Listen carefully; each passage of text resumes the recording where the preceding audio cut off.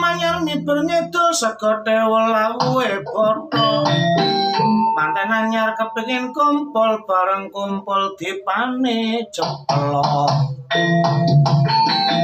wayahe turu isor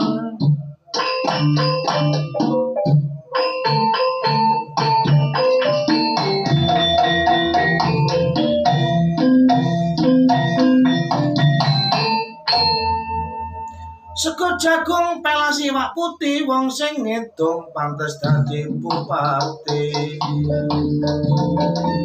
pinarak ingkang sakeco mirengaken kidung